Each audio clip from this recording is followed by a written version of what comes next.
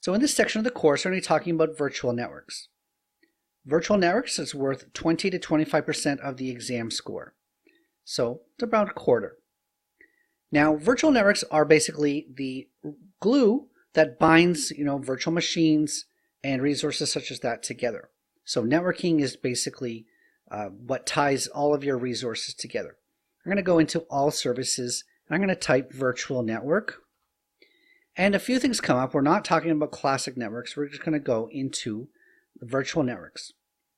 You can see that I have 4 virtual networks on my test account right now. 2 of them happen to be named the same thing, but in different resource groups. So let's go into the first AZ101 virtual network. And we can see here that this virtual network is part of this resource group.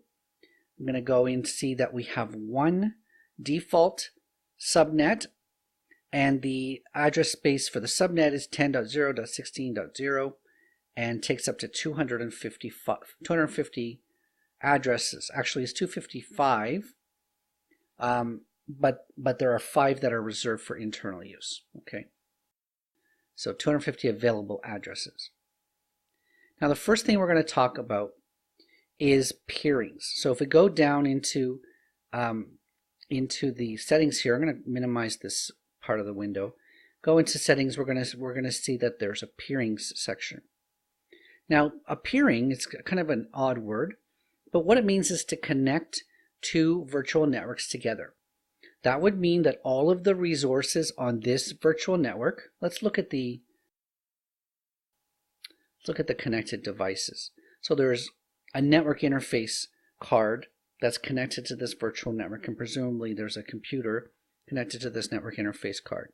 Okay, so all of the resources on this virtual network would be able to access the resources in a connected network, and vice versa. All of those resources in that network will be able to access resources in this network. Now, to add a peering, we go into settings, we say peerings, we say add, and we have to give it a name, so SJD new peer. We obviously want the resource manager model, we always do. Now, this resource ID, it's good for when you have a virtual network that's in another account, another subscription. So if you do not have access to this within this subscription, but you have it in another subscription, you can put the resource ID in directly. But if it's in this subscription, I can just choose the subscription and I can choose from the list.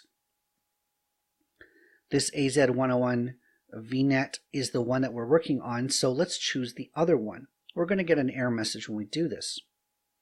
The error message we get is that the IP address range of the second network is actually identical to the IP address range of this network we're working on. So this 10.0.16.0 exists in both networks, and so obviously you can't connect 2 networks together if the IP address ranges are the same. So we're going to have to basically create a new virtual network that does not use these IP address ranges so that they're unique between them. Now we're going to just change it to a different network. I'm going to choose AZ/SJD new VNet, and that uses a different IP address range and there's no conflict. Now remember, we said that when we connect these 2 networks to each other, one of the things we can do optionally is to allow them to access each other's resources, and here's the switch, enabled by default, or to disable virtual network access between them. This next option is called allow forwarded traffic. So if you think about the scenario where you have this network connected to another, and then you have that other network connected to a third network, well, can you travel from this network to the third network?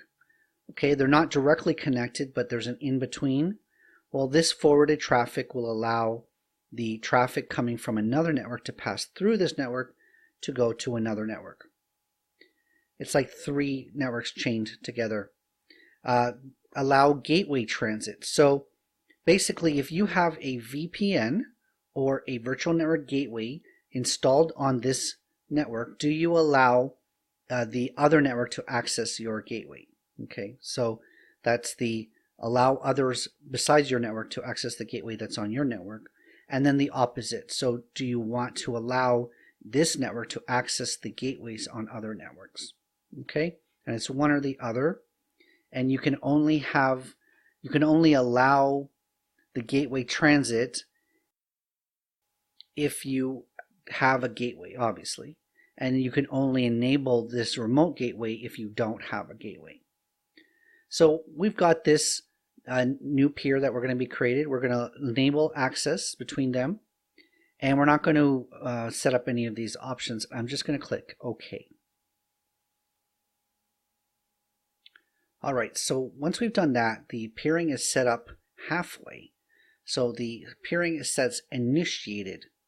What we need to do is now go over to the other resource and set up the peering in the other direction in order for it to be connected.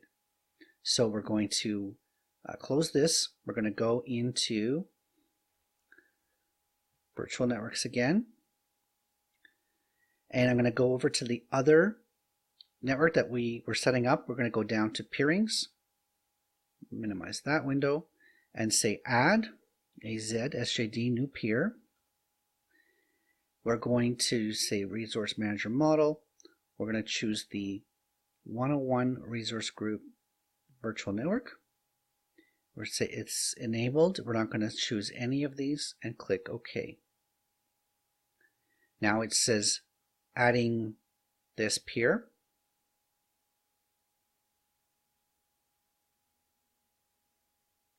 Going to leave this section, come back to it, and now the peer is connected. See, it was initiated before and it's connected because I've set it up in both directions. So now we have basically devices that are on each network now there's no devices on this one, but devices on each network could access each other because we've set up peering between the two networks. Now there is a definition. You will hear VNet to VNet peering. That's when two VNets are in the same region. And then the other one is global peering, and that is when the two virtual networks are not in the same region. Okay, process of setting them is the same, but you're just going to get a different set of performance criteria if they're in the same region versus they're in different regions. If two VNets are in the same region and you connect them, Microsoft claims that there is no performance hit, and basically the connections between the resources will appear as quick, with no lag time, as if they were on the same network. Obviously, in a global situation, you're encountering more hops. Data is traveling many hundreds of miles to get those between those resources, and you cannot say a global peering has the same performance. But within the same region, two resources on two different networks connected through peering should have this, an unmeasurable lag time between them, the same as if it's connected on the same network.